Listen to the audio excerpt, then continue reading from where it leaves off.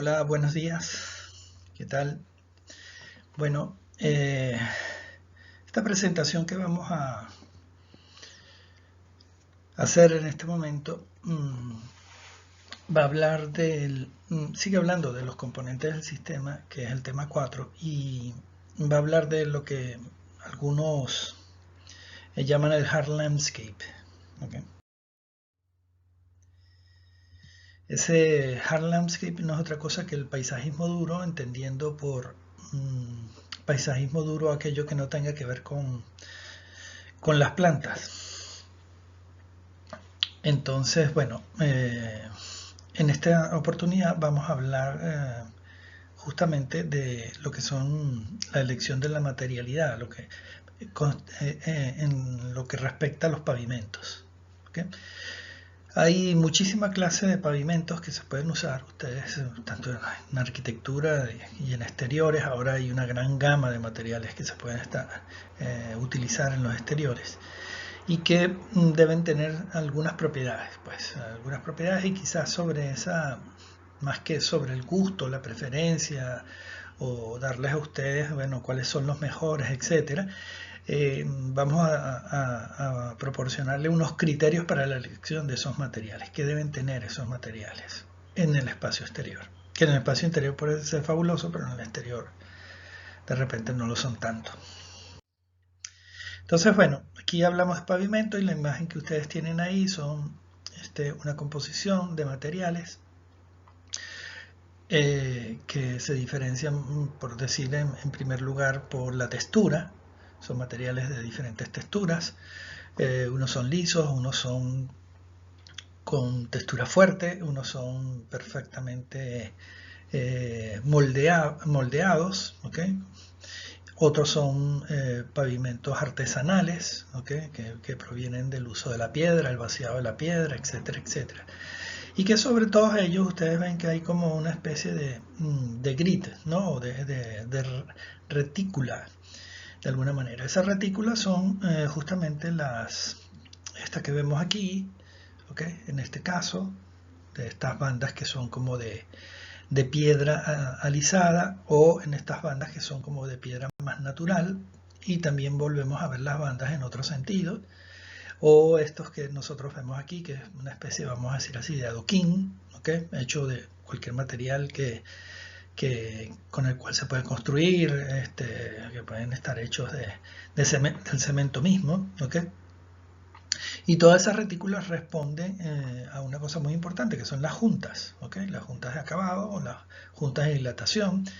Las juntas de acabado son generalmente más frecuentes que las juntas de dilatación. La junta de dilatación es para que no se, vamos a decir, fracture la losa de piso donde están soportados. Esto todo tiene una losa de piso debajo de él. Y las juntas de acabado es para que no se fracture el acabado. En el caso de algunos acabados serán más importantes que en otros, pues. Por ejemplo, en estos, como junta de acabado, son los mismos ladrillos o las mismas piezas de adoquín los que ofrecen esa junta de acabado. En esta, que es un pavimento que digamos como vaciado, más artesanal, las juntas hay que crearlas porque si no la fractura puede ocurrir en cualquier sentido. Ustedes habrán visto pavimentos que se fracturan caprichosamente en cualquier sentido. Entonces para eso se hacen estas juntas y se tratan de normalizar bajo un patrón. ¿Okay? Sería lo importante de todo esto. Bueno, vamos a ver algunos ejemplos. Lo que vamos a ver en esta presentación es una introducción, como lo hemos visto, la clasificación de los pavimentos de acuerdo a nuestra visión de uso como arquitectos paisajistas, ¿okay? De uso exterior. Los tipos de pavimentos según el material constructivo, brocales y cambios de nivel, criterios generales para el diseño y selección de estos pavimentos en áreas exteriores y consideraciones sobre la instalación, el drenaje y la estabilización del pavimento. ¿Okay? Entonces, la clasificación de estos pavimentos, ¿cómo los podríamos llamar nosotros? Pues que algunos los podrían clasificar mediante otros criterios. Nosotros los vamos a clasificar con esta visión de la dureza, la flexibilidad y la capacidad de infiltración que van a tener. Entonces así tenemos pavimentos rígidos que no se mueven o tienden a no moverse porque son monolíticos, flexibles, que es totalmente lo contrario, porosos, que tienen porosidad en el pavimento mismo, ¿okay? Permeables, cuya capacidad de absorción del agua es mucho más grande, e impermeables, ¿okay? Esto podríamos llamarlo así por nuestros intereses en el diseño de exteriores. Bueno, entre esos pavimentos tenemos los de concreto vaciado, los adoquines prefabricados de concreto, la piedra en cualquiera de sus aplicaciones, la cerámica, el asfalto, los pavimentos porosos y otros pavimentos más recientes o de, vamos a decir así, menos extendidos, porque son no aplicables en todas las condiciones. Entonces podemos hablar de los plásticos, metálicos y las maderas, ¿okay? Hablamos en el caso de las maderas, por ejemplo, pues no podríamos hacer todas unas aceras de madera porque sería insostenible, por supuesto, ¿no? Lo mismo que el metálico, la capacidad de absorción del calor que tendría lo haría intransitable, y los plásticos podríamos hablar de lo mismo, que serían de repente también de demasiada absorción de calor. Entonces por eso los ponemos en otros pavimentos, porque son localizados, pues. Entonces así tenemos los pavimentos de concreto, y aquí tienen ustedes diferentes expresiones de ese pavimento de concreto en obra limpia, estampado, que podría ser este que nosotros tenemos aquí, el obra limpia. Bueno, ustedes lo ven en esta fotografía, es un pavimento, por ejemplo está hecho con un concreto Portland, que tiende a ser muy blanco. Esto se usa mucho en Europa, en ciertas partes de Estados Unidos. Se adquiere un color muy blanco y es propio de la piedra que se usa en la mezcla, pues, ¿okay? Entonces son realmente pavimentos que tienen una terminación muy buena, diferente al gris tradicional que nosotros conocemos. El concreto estampado no es otra cosa que un piso vaciado en concreto que se le aplica un retardador de fraguado y se pasa sobre él una especie de, vamos a decir así, de plantilla metálica sobre la cual se va haciendo un dibujo, y esta composición del dibujo es lo que nos hace este pavimento aquí. Este pavimento requiere juntas igual que este pavimento. O sea, por ejemplo, aquí en un momento dado por cálculo nos sale una junta y nos sale una junta en el medio, pues. Entonces hay que estudiar muy bien dónde están las juntas versus o en relación con el molde que vamos a aplicar, para que no se, vamos a decir, no se vea cortado, no se note mucho la junta. ¿Okay? Es muy importante esto. Los otros son los pavimentos de canto rodado, que son pavimentos de concreto que se le aplica una fina capa de canto rodado fino. ¿Okay? Hablo del canto rodado fino porque es el que es transitable, el grande, el grueso, es poco transitable, puede provocar torceduras de pie, etcétera, etcétera. Puede ser para franjas o para un determinado sitio donde no haya mucho tránsito. El concreto con granito lavado, que sería este que tenemos acá, que es en la mezcla se aplica en el concreto, en el topping, en la parte final se aplica la mezcla, por supuesto, de la losa de piso, y en la parte final se aplica un topping que puede ser de 4 o 5 centímetros, donde hay mucha presencia de piedra blanca, piedra negra, y es lo que nos da esta textura. Pues tiene bajo porcentaje de piedra negra, alto porcentaje de piedra blanca y también porcentaje de piedra gris. ¿Qué ocurre con este pavimento? Que luego se pasa una máquina y se pule, ¿okay? Para que quede liso. ¿Okay? Entonces este es un pavimento de granito lavado. Ojo, este pavimento de granito lavado puede ser sin pulitura también, y entonces se da un contraste entre un piso más rugoso y un piso más liso. El piso liso tiene la desventaja que es resbalante, por lo tanto a lo mejor no puede funcionar para hacer juntas anchas, ¿okay? En un determinado momento, porque si hacemos una gran plaza con este pavimento, bueno, sería un patín, pues, cuando llueve, ¿no? Y por último tenemos el cemento pulido, que es nuevamente un topping que se le aplica a la losa, y ese cemento se pule, ¿okay? Bien sea a mano, con la paleta o con una máquina. Entonces nos queda un cemento bastante brillante, que en interiores se usa mucho, en exteriores nuevamente vuelve a tener este problema, pero puede ser usado para terrazas, semicubiertas o cubiertas, etcétera, etcétera. Aquí tenemos nosotros diferentes formas de presentación de esos materiales, ¿okay?, que hemos visto. Por ejemplo, el cemento, que el cemento vaciado, que se le ha pasado una textura encima, que puede ser una rastra, etcétera, y en las juntas se pasa un ratón para hacerlo liso. Como ustedes ven aquí, cuando ustedes vean este piso, donde esto es pulido y esto tiene una textura, es que se pasa la rastra y luego viene el albañil y nos pule las juntas, ¿okay? Esa es la forma que podríamos hacerlo. La otra es, una vez aplicado se tapan las juntas, ¿okay?, pero es mucho más difícil. ¿Sí? Se tapan las juntas con algún material que pueda desprenderse y luego cuando frague se retira, pues, ¿okay? Así nosotros con unas escobas o con cepillos podemos tener estas texturas que tenemos aquí, y estas simplemente están enriquecidas con una grava expuesta, pues. Bueno, vemos aquí cómo sería una sección de esos pavimentos de concreto, ¿no?, o de hormigón, como en algunas latitudes se llama. Fíjense ustedes que el primero y el segundo tiene un componente C. Perdón, primero que todos tienen el componente D, que es el suelo bien compactado, ¿no?, el terreno compactado y con su nivelación. En este caso es muy importante porque no le vamos a dar los niveles finales a través de la aplicación del concreto, sino que el terreno tiene que estar preparado para tal fin. Luego va a tener un componente C, que en el primero y el segundo son comunes, donde hay una cama de grava, ¿okay?, una cama de piedra picada.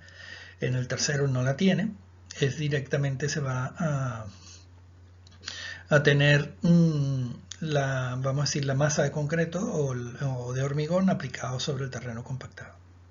¿Okay? Entonces así vamos a tener el A y el B, en el cual la diferencia entre el A y el B es el armado. ¿Okay? Uno está armado y el otro no está armado, o sea, tiene una estructura de hierro de refuerzo. ¿Y esto para qué es? Para darle mayor resistencia, ¿okay?, a la superficie, y que puedan circular diferentes, vamos a decir, o pueda soportar diferentes masas. En el primero, a lo mejor, si hacemos un pavimento de unos 10 centímetros, sería una caminería, pero en el segundo, si va a transitar un vehículo de mantenimiento, de repente es una caminería que puede llegar a fácilmente 15 centímetros. El tercero que ustedes ven puede ser el que se usa en las aceras, aunque en las aceras normalmente lo que se recomienda es una combinación del segundo y el tercero, o sea, un refuerzo, perdón, una cama de piedra picada, ¿okay?, y luego encima de eso se vacía, ¿no? A veces se pone el refuerzo, otras que es la malla 10x10 Truxon, y en otras no se coloca, ¿okay? Va a depender simplemente de un tema de disponibilidad de dinero que tenga el ente ejecutor. Aquí nosotros podríamos representar con este detalle nuestro cómo lo construimos, ¿no? Cómo lo construimos nosotros en un detalle para suministrarle al constructor. Mira, esto es va a ser una caminería, yo la quiero reforzada, por eso aparece ahí el refuerzo según el cálculo. En este caso puede ser una malla de 10x10. Fíjense que lleva la piedra, lleva el terreno bien compactado. Lleva la losa de concreto, en este caso el acabado que le dimos nosotros es el esponjeado, o sea, se les pasa una textura fina al concreto para que quede sin mayores irregularidades, y entre una losa y otra vamos a poner una junta de 22 centímetros que es una junta de dilatación, y que la vamos a cubrir en este caso en esos 22 centímetros la vamos a cubrir con grama. ¿Esto para qué es? Bueno, a lo mejor puede ser un pavimento de un estacionamiento en el cual no queremos que sea solamente concreto, entonces hacemos unas losas grandes y quizás entre el área de circulación y el área de estacionamiento hacemos las franjas, o entre la diferente longitud del área de desplazamiento del vehículo aparecen estas franjas con grama, ¿no? Es un poco para que no se vea tan monolítico. Este es uno de los ejemplos que ustedes podrían analizar o incorporar, pues. Otra es la junta de piso con un material. En vez de la grama ponemos un ladrillo, por ejemplo, o podremos una piedra, o podemos, si está a nuestra disposición, un vaciado con otro material, etcétera. Entonces, ¿qué se hace? Primero se hace la junta de construcción, okay, que es esta que está aquí, en la cual separamos, digamos, aprovechamos esta junta. No siempre tiene por qué existir en el mismo punto, pero cuando existan o coincidan la junta de vaciado y la junta de acabado, las haremos coincidir. ¿Okay? Si tienen que existir, en lugar de estar por aquí, la junta de vaciado, bueno, va a estar con esto. Por eso hay que estudiar bien las juntas. Es un trabajo que vamos a decir así, que se va a ver lo que nosotros hagamos aquí. Tiene las mismas componentes del anterior, el terreno bien compactado, la piedra picada, la losa, y luego vamos a tener, en este caso, vamos a tener, yo le coloqué un medio ladrillo macizo, que en ambos casos mide 22 cada uno, entonces con una junta bien cerradita, y dependiendo cómo se indique, si la junta es doble o es sencilla, tendrá 22 o 44. ¿Okay? Esto es lo que, porque a veces quiero hacer o queremos hacer franjas de dos anchos diferentes, bueno, entonces la hacemos en múltiplos del material que tengamos para no tener que cortarlo. Se puede hacer de otro tamaño, pero hay que cortar el material y sería más costoso. Y el tiempo, ¿no? El factor tiempo incide. Acuérdense que cuando ustedes hacen exteriores es lo último que se espera de la construcción, por lo tanto lo quieren lo más rápido posible. Los adoquines prefabricados de concreto, bueno, estos son los adoquines que podemos conseguir en Venezuela, era uno de los típicos adoquines. Hay otro que es con estas formas onduladas, los hay rectangulares, los hay hexagonal, hay diferentes modelos en función también del fabricante, ¿no? Entonces son productos premoldados afuera de la obra, por supuesto, y tiene espesor de 4, 6 y 8. El espesor va a depender del uso, si es peatonal o es vehicular. Si es peatonal podemos usar espesores de 4 centímetros. Si es vehicular nos tenemos que ir a 8, 10, dependiendo si es tráfico más pesado o continuo. ¿Por qué? Porque se fracturan, como son de concreto, se podrían fracturar si pasamos un vehículo por encima de un adoquín de 4 centímetros. Colores lo hay lo que nosotros queramos hacer. La base siempre va a ser gris y simplemente nosotros añadimos algún aditivo que lo puede colorear. Las ventajas es la posibilidad de desmontaje y reutilización. Esto cuando no son, por supuesto, como se le ocurre a alguien, tratarlo con un ladrillo, entonces aplicarle pega. Si esto está colocado sobre, ¿cómo es? Pues sobre una cama de arena fina, arena gruesa abajo de esa arena fina, y último la tierra compactada, será la ventaja, se dará la ventaja. Si esto lo aplicamos sobre concreto es igual que un ladrillo, entonces para desmontarlo hay que romperlo. ¿Okay? Entonces este adoquín, la particularidad que tiene es que imita los suelos antiguos, digamos, que se habían venido usando desde la Edad Media, los suelos adoquinados, o desde la época romana, que son los suelos adoquinados y colocados sobre unas camas de arena. Entonces la presión que había entre cada uno de ellos hacía que el pavimento fuese lo más cercano a lo monolítico y además se adaptaba a cualquier cambio del arrasante y fácilmente reparar. Se sacaban los adoquines, se reparaba lo que habría que reparar que estuviese abajo, por ejemplo una tubería o una tanquilla, lo que fuese, y se volvían a colocar. Es la ventaja que tiene. Los patrones, como les digo, dependiendo del fabricante, ustedes van a tener diferentes patrones o formas del adoquín. Ahora, ¿cómo ustedes los colocan? Por ejemplo, son 7 ejemplos de colocación de un adoquín que es rectangular netamente. O sea, este es el adoquín rectangular y ustedes lo pueden colocar de 2 en 2, cruzado, como lo tienen aquí, 2 contra 1, 1 contra 2, en espina de pescado, digamos, de forma horizontal, espina de pescado inclinada en ángulo, y desfasado por líneas. ¿Okay? Entonces, eso ya va a depender de una cuestión de diseño, el patrón que ustedes elijan. Este es un ejemplo que nosotros hicimos, por ejemplo, para un estacionamiento. ¿Okay? El detalle del estacionamiento. Cada uno esto es un puesto de vehículos y como siempre, si todo esto es monolítico y no tiene líneas, que uno siempre quiere evitar como que después que tengamos esta cosa así ya bien elaborada y tal, viene alguien y nos aplica una línea de pintura. Entonces lo que nosotros en este caso hicimos fue colocarlo o disponer el adoquín en forma recta y continua en este caso, y el resto en forma de espina de pescado. Por supuesto, las esquinas siempre podrían haber cortes, ¿okay? Pero son minimizados los cortes. Y se puede estudiar el ancho de todo esto. Pues fíjense ustedes que tiene esta cota 243 para que los adoquines entren completamente, ¿no? Y en este caso los desperdicios los podemos usar en el medio si nosotros queremos hacer un dibujo con un salteado, ¿okay? De esto. Entonces, este sería la planta. El brocal, esto es lo más importante del adoquín, es que tiene que estar retenido por un brocal. Si nosotros no le hacemos brocal, este adoquín se suelta, este también, en la medida que lo pise, y simplemente esto empieza a romperse los bordes. ¿Okay? Entonces, lo más importante es que esto esté confinado. Y si ustedes quieren, en lugar de hacer esta línea con adoquín, la quieren hacer vaciada, porque disponen del tiempo y los materiales, entonces la hacen vaciada y con eso se confina cada uno de los puestos. En este caso, en el centro usamos un adoquín perforado que permite el crecimiento de la grama.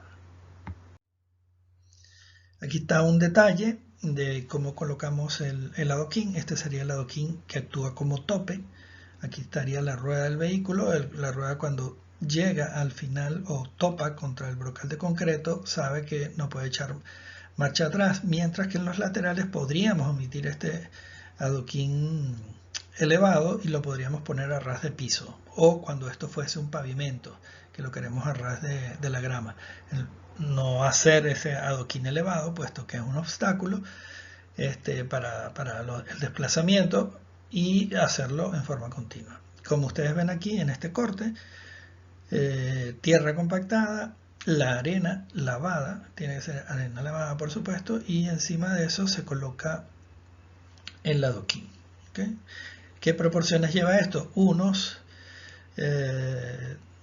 fabricantes recomiendan las medidas de cada uno de estas capas, de lo que es la subbase compactada, la arena lavada, en función de la calidad del adoquín. Normalmente esa banda de arena puede ser de unos 6 centímetros, pero va a depender también del peso. Si el adoquín es más grueso, va a necesitar más arena como de amortiguación. Esto es una capa que amortigua las desviaciones o hundimientos que pudiera existir. Y esta capa se aplica de una forma uniforme, la rasante, etcétera, para que ella tenga la pendiente del drenaje. Aquí ustedes tienen la gran, yo la llamo la gran solución de calidad para los pavimentos exteriores, que es la piedra, que puede estar en forma de tacos, de laja, de losas de granito, etcétera, etcétera, ¿no? Entonces, la aparición, por ejemplo, aquí del travertino en algunas situaciones tiene que venir acompañada justamente de esa necesidad de que sea antirresbalante, ¿no? Pero como ustedes pueden ver aquí, una colocación muy artesanal, ¿okay? Con una gradación bastante diferente de las piedras en función de la disponibilidad, hace esto un pavimento de bastante calidad, pues. Aquí están los patrones y detalles para colocar la piedra, bien sea haciendo las veces de un adoquín. Ustedes ven en la parte derecha la sección y en la parte izquierda el patrón. Vamos a hablar del patrón. Patrón y detalles. Fíjense que lo que vimos del concreto prefabricado, de las primeras, segundas láminas, tiene mucho que ver con esta colocación, y esta es la colocación tradicional de la piedra en diferentes lugares del mundo, ¿no? Por ejemplo, en Portugal, donde es un país donde abunda la piedra, entonces los pavimentos públicos, aceras, muchas de las calzadas aún son de piedra y están colocadas con estas formas, pues. Entonces, o estas formas totalmente cortadas como si fueran unos tacos insertados y muy reticulados, o un poco más casual la disposición. Entonces, así como tenemos esto, vamos a tener los diferentes pavimentos que pueden ser colocados sobre losa de concreto, como son este y este ejemplo, ¿okay? O colocados sobre grava en función, esto va a ir mucho en función de la espesor o la profundidad del material. Cuanto más ancho es el material, vamos a evitar la presencia del concreto, ¿no? He visto piedras de estas insertadas que tienen a lo mejor 12 por 12 de área a la vista y a lo mejor tienen 20-25 centímetros, ¿no? O sea, una piedra muy alargada. Por lo tanto, esto hace suficiente la base de sustentación de este material. ¿Okay? Entonces aquí ustedes tienen su forma de colocar, y cuanto el concreto es mayor, quiere decir que lo que nosotros estamos usando, a lo mejor en este caso, es que estamos usando una piedra cortada muy fina, pues como son los casos de los granitos de los mármoles que se usan en el exterior. Esta es una piedra colocada sobre el jardín. Nuevamente ustedes ven una laja de piedra que puede ser hoy en Venezuela, y de las experiencias que ustedes van a encontrarse, ustedes encuentran una piedra parda o gris parda, una piedra azul que es sumamente dura, un poco recomendable para esto, pero la hay, existe, está en la disponibilidad, y quizás si el precio, la relación precio-valor lo determina, quizás tengamos que usar eso. Es dura, por lo tanto cuesta generar esta superficie plana. O sea, estas piedras llegan a la hora como unos grandes rocas, y luego es a través del trabajo artesanal en obra en que se cortan y se disponen.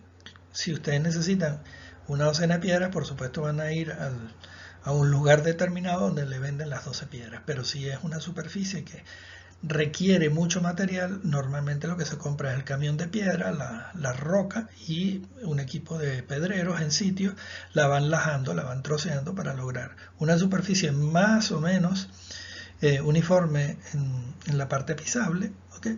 Y que puede ser medianamente irregular en la otra, ¿okay? Igualmente que en el caso de los materiales anteriores, lleva una capa de arena, ¿okay? Y entre laja y laja nosotros lo que usualmente hacemos es una junta de grama, ¿okay? ¿Por qué? Bueno, porque estas piedras cazarlas, o sea, calzarlas una con otra o cazarlas con ese, es difícil, ¿no? Es muy difícil porque no están cortadas iguales, entonces por eso se separan con la junta. La junta es un elemento que, además que va a ablandar la solución de pavimento y se va a difuminar en el jardín, también nos sirve a nosotros para romper la discontinuidad entre cada una de estas piezas si se analizan por separado. Las juntas pueden tener 3-4 centímetros, suficiente para que no quepa un pie entero.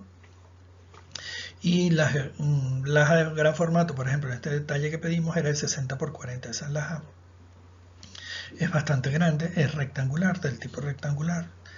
Yo las prefiero del tipo rectangular que cuadradas, ¿okay? Porque es más fácil para caminar sobre ella. Y ese es un formato que es económico. ¿Por qué? Porque más grande que eso, o sea, fíjense que algunas podrían ser de 80 por 50, más grande que eso, se pueden obtener, pero pueden fracturarse. ¿Okay? Entonces, si se fracturan, entonces perdimos el trabajo y tenemos que volver a trabajar sus bordes. Lo otro que pasa con estas piedras tan grandes, que tienen que ser más gruesas para que sean estables, y por lo tanto se llevan mucho material. Aquí vamos a las cerámicas, que pueden ser cerámicas incluyendo cualquier tipo de material construido con arcilla, ¿okay? Y que igualmente pueden tener diferentes formatos, ¿okay? Que nos pueden ayudar a nosotros en la disposición del dibujo. Yo entraría dentro de estas cerámicas también los nuevos materiales que ya vienen tiempo haciéndose, materiales como los grès, que se utilizan en las aceras públicas, pues, de muchas ciudades. Este es el material, que puede estar sólido y puede tener huecos para la permeabilidad, como ustedes ven aquí. Aparte de esto, podría ser perforado o sea, esto colocado sobre arena sin ningún mortero, y el resultado que podríamos tener al final, si nosotros, vamos a decir, escogemos un ladrillo que en vez de tener estos huequitos pequeños lo tenga más grande, como vamos a decir así, sería quitarle esto al ladrillo, entonces podríamos tener grama sobre él. ¿Cómo lo colocamos? Igual que en los anteriores, vamos a tener diferentes tipos. Lo coloca en función del peso, qué es lo que vaya a transitar sobre él, etc.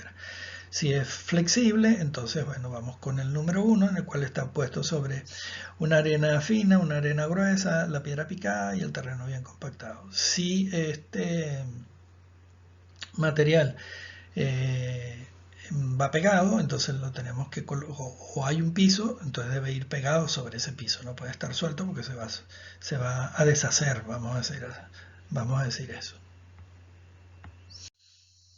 Aquí tenemos un material más innovador como son los asfaltos, que pueden ser pintados o coloreados en masa. Esto es, en una superficie, por ejemplo es una fotografía de la Superilla de Barcelona, en el cual esto es un pavimento porque es un área vehicular que se ha rescatado como área pública, ¿okay? Se han cerrado estas calles, se han limitado el paso de los vehículos por ciertas calles, y entonces el pavimento que ya estaba ahí para no demolerlo, etcétera, y crear ese gran problema ambiental que podría ser qué hacemos con este asfalto, que habría que reciclarlo, ver dónde lo reciclamos, todo eso. Entonces simplemente se hace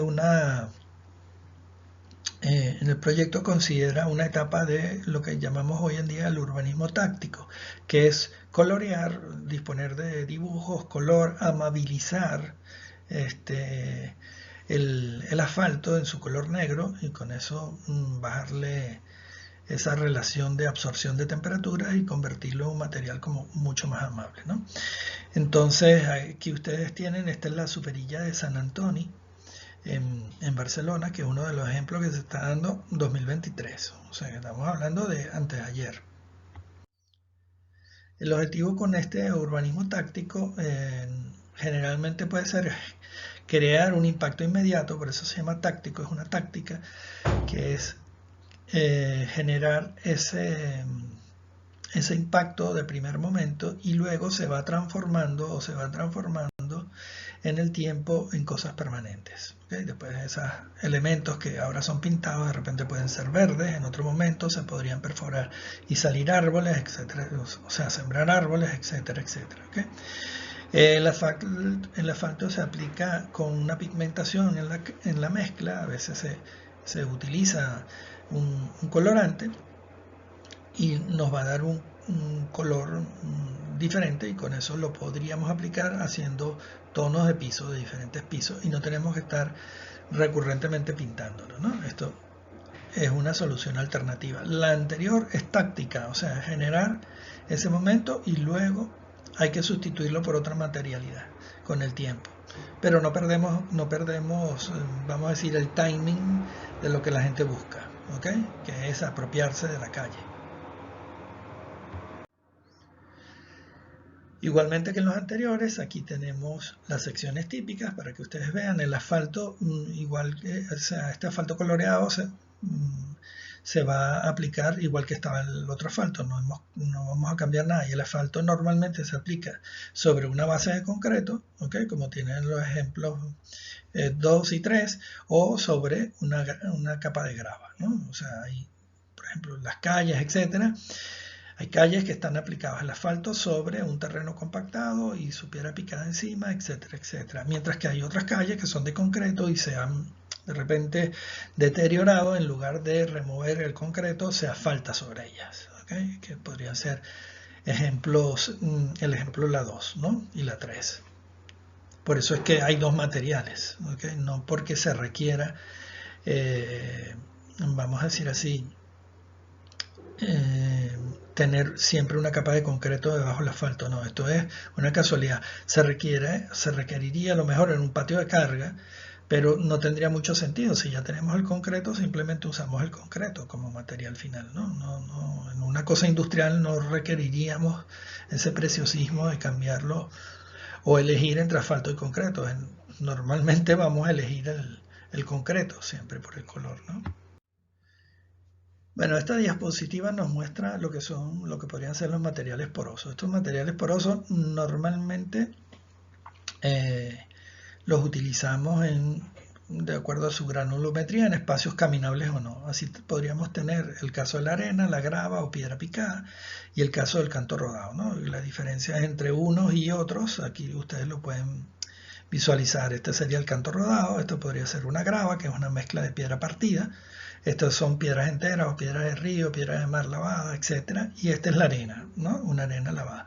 Luego hay mezclas de cada uno de ellos, ¿ok? Por ejemplo, esto que tenemos aquí, esta arena compactada, es lo que llaman algunos el saibro. Los portugueses le dicen el saibro, que es algo que se utiliza para evitar pavimentar grandes superficies, que simplemente pueden ser caminerías donde la gente puede andar o recorrer el lugar con una caminería de arena compactada con una proporción de arcilla, de manera ¿cómo se llama?, de darle una masa amalgamada y resistente a esa arena. Tiene las propiedades, por supuesto, de la arena, que es súper permeable, o sea, aquí no se formarían normalmente grandes charcos, etcétera. Lo mismo pasa o más pasa con la grava y con el canto rodado, puesto que el grano es mucho más grande, ¿no? Aquí ustedes lo ven como ejemplo en estas superficies que podríamos caracterizar como áreas, que simplemente son superficies no gramadas, porque en ese lugar, no sé, hay una cierta, abajo de esto hay una cierta instalación industrial. Por ejemplo, esto es una planta de tratamiento de aguas, entonces nosotros lo podemos revestir con un material, digamos, que tenga una calidad, que no se vea expuesto el tanque, etcétera, etcétera, y entonces podríamos solucionar un problema que a lo mejor en las primeras de cambio nos puede parecer un impacto, ¿no? Y aquí esto, bueno, lo usamos o se usa en muchísimos parques europeos para evitar justamente la impermeabilización del suelo. Es rápido, hay materiales excelentes, mezclas excelentes ya de tipo industrial, y nosotros lo podríamos aplicar para generar rápidamente una solución de espacio público. Aquí lo que nosotros mostramos son la colorimetría de ese acabado que pudiese tener. Le podemos dar diferentes colores en función del origen de cada uno de ellos. Y este pavimento seco o árido tiene igualmente sus secciones en las cuales lo podemos colocar, ¿okay?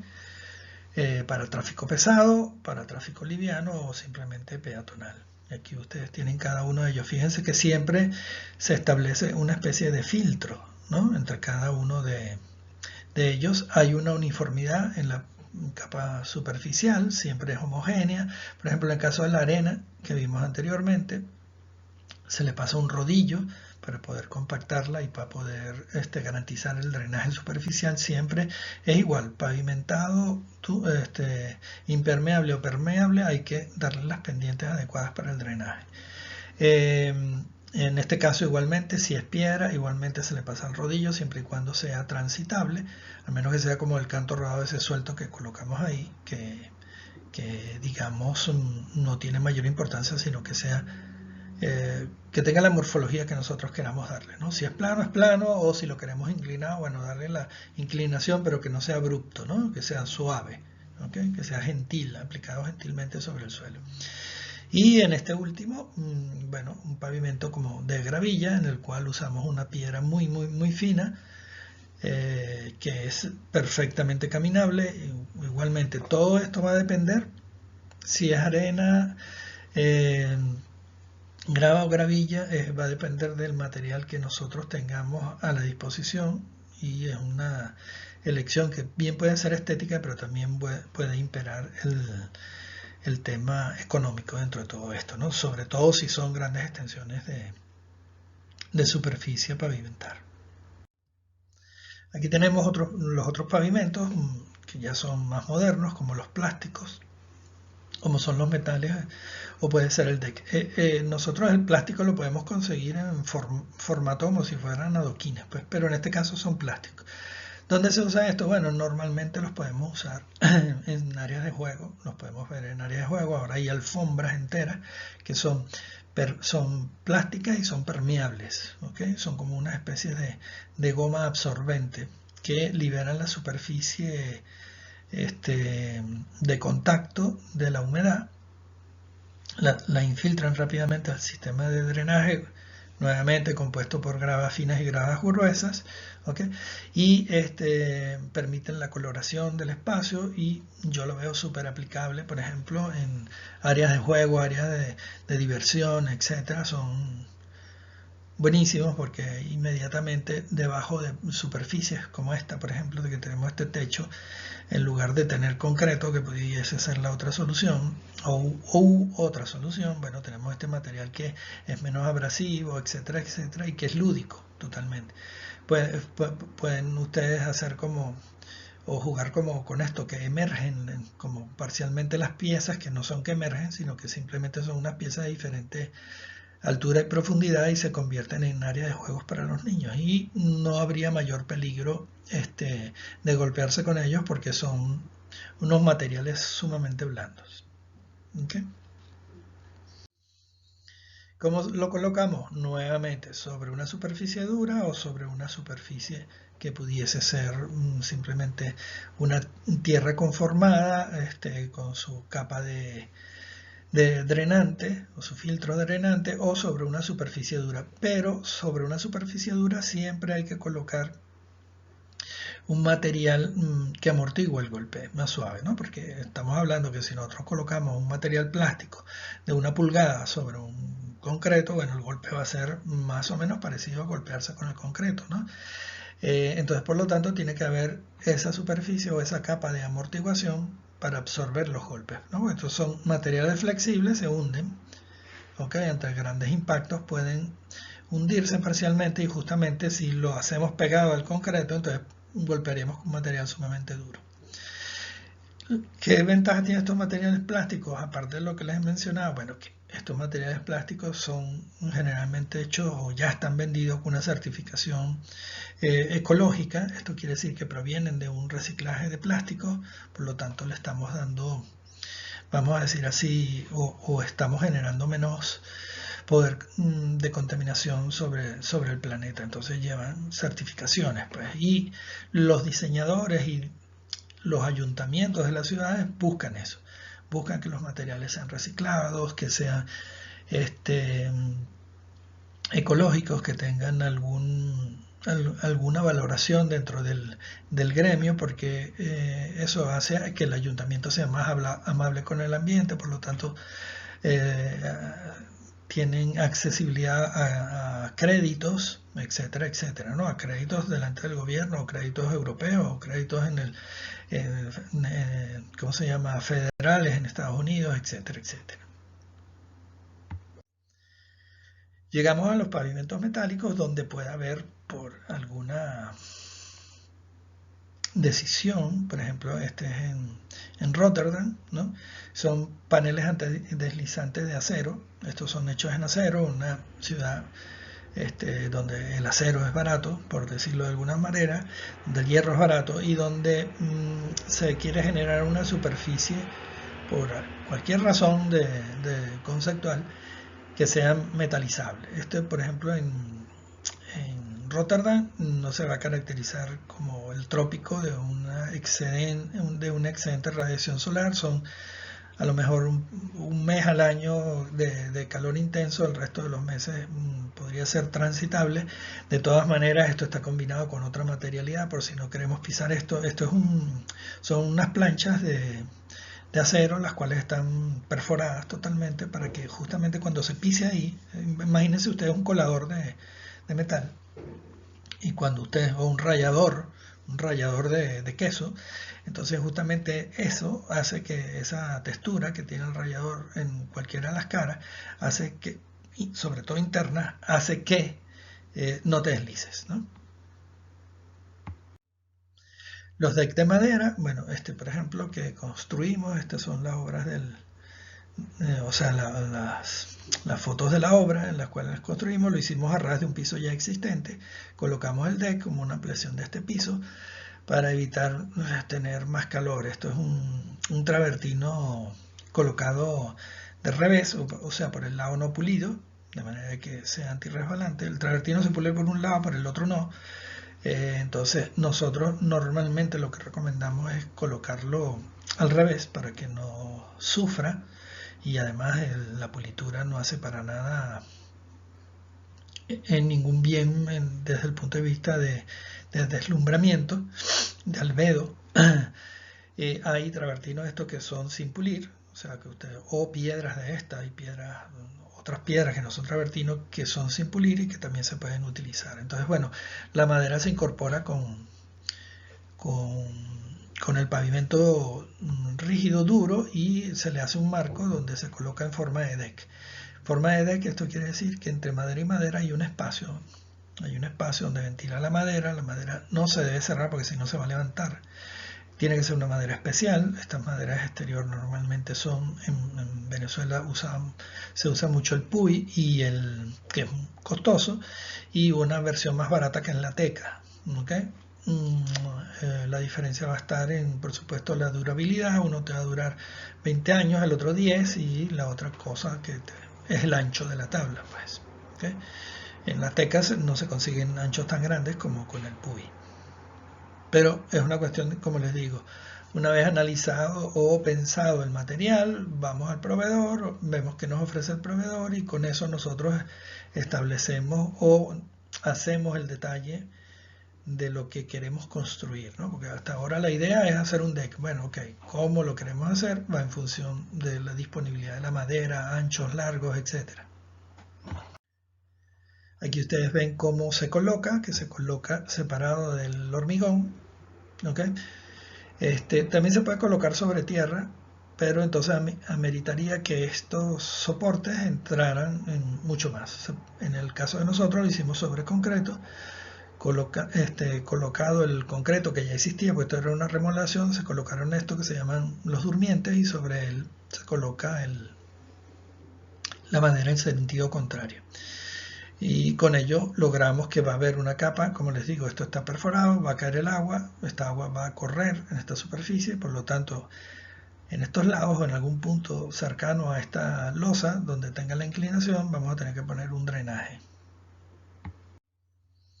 Aquí tienen ustedes las diferentes formas de colocar un deck. Este sería la planta y uno de los detalles que tendríamos para colocarlo.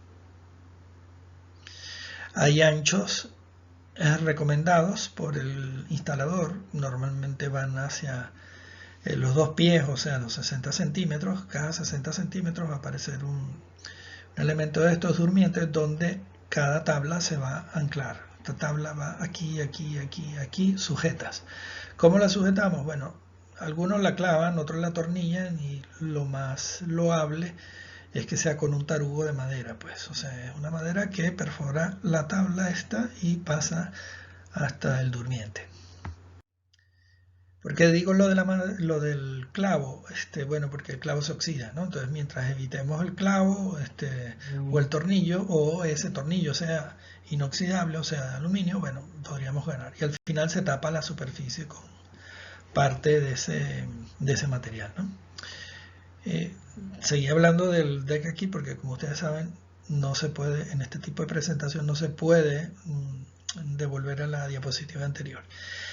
Aquí tenemos los brocales y cambios de nivel que pueden estar texturizados, pueden ser, y normalmente los hacen, que tengan un cambio de color, justamente para identificarlos, porque por esto normalmente estos brocales y cambios de nivel entre lo que es la acera y el área de la calzada, esto que ustedes ven aquí, la calzada es donde circulan los vehículos, está en la acera, entre uno y otro se colorea justamente para identificar, porque también coincide con los pasos peatonales. Los pasos peatonales, por ejemplo, yo voy a tratar de mandarles por el Telegram unos ejemplos, pero los pasos peatonales normalmente coinciden todos con esta pequeña rampa, ¿ok?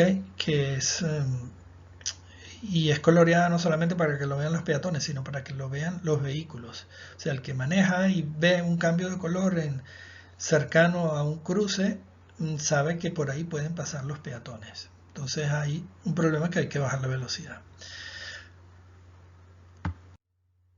Ok, este sería un detalle de esa acera, cómo se podría construir. En este caso es simplemente para facilitar el desplazamiento de las personas con movilidad reducida y para hacer un cruce, por ejemplo, de los coches bebé, etc. 1,20 tiene de ancho, como les digo, en Europa esto es todo el ancho del paso de cebra o el paso peatonal. Se usa con esta rampa. En Venezuela se utiliza muy poco y se utiliza solamente en ciertos lados de la acera para que haya un cruce. Por último, yo les recomendaría a ustedes, si hay vamos a decir así, grandes superficies pavimentadas y tenemos diferentes alternativas, de que esa elección del material que nosotros vayamos a usar esté basado en la elaboración a lo mejor de una matriz en la cual tengamos aquí los diferentes materiales, adoquín, concreto, baldosa, cerámica, etcétera, cada uno de ellos, y versus eso los criterios con los cuales lo podemos evaluar, ¿no? A lo mejor criterios subjetivos, por ejemplo la identidad. En el caso recuerdo en el caso del Boulevard de Sabana Grande, el tema de la identidad era importante porque la gente asociaba a Sabana Grande con ese adoquín de tipo de olas, ¿no? Que es creo que es el adoquín Beatón, que se producía, se ha producido en Venezuela por 40 o 50 años, ¿no? Luego teníamos otro que era el mantenimiento y la sostenibilidad del material. Podría haber otros criterios como el drenaje, si era drenante o no, su uso y función, para qué era usado, que garantizaba el uso mismo, que actividades garantizaba, la seguridad que estaba implicada con el uso del material, la durabilidad, la disponibilidad y el costo. ¿Okay? Entonces, en función de estos criterios, que pueden ser subjetivos, técnicos, económicos, entonces se elige el material que queremos. ¿Okay? Entonces, con esto hay, vamos a decir así, un mayor soporte de la elección. Vamos a poner el caso de venga el ente contratante y diga, oye, pero tú ¿por qué pusiste ahí adoquín? ¿Por qué no usamos concreto, que es mejor? Bueno, entonces aquí tenemos una serie de criterios con los cuales podríamos refutar o apoyar justamente estas opiniones encontradas, ¿no? Bueno, ¿por qué? Bueno, a lo mejor cuesta 20% más. Una respuesta podría ser siempre dependiendo de con quién sea el interlocutor. A lo mejor vamos a los criterios económicos y decimos, bueno, porque el uso de este material nos ahorra a nosotros el 20% de inversión versus el concreto, el uso, por ejemplo, de la piedra. ¿Por qué? Porque tenemos la piedra al lado y el costo de transporte es cero. Hay otros que podríamos decir no, porque queremos un espacio que tenga la capacidad de drenarse rápidamente y que no sea impermeable como el concreto.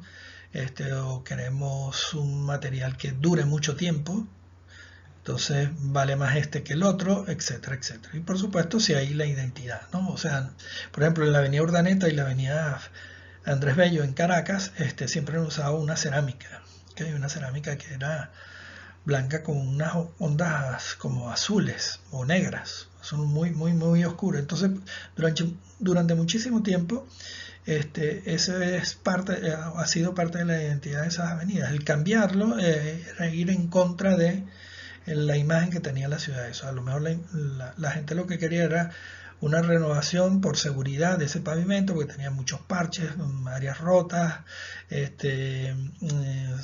vamos a decir, discontinuidades en el trayecto, etcétera, etcétera, y lo que requeriría a lo mejor simplemente es una renovación con el mismo pavimento.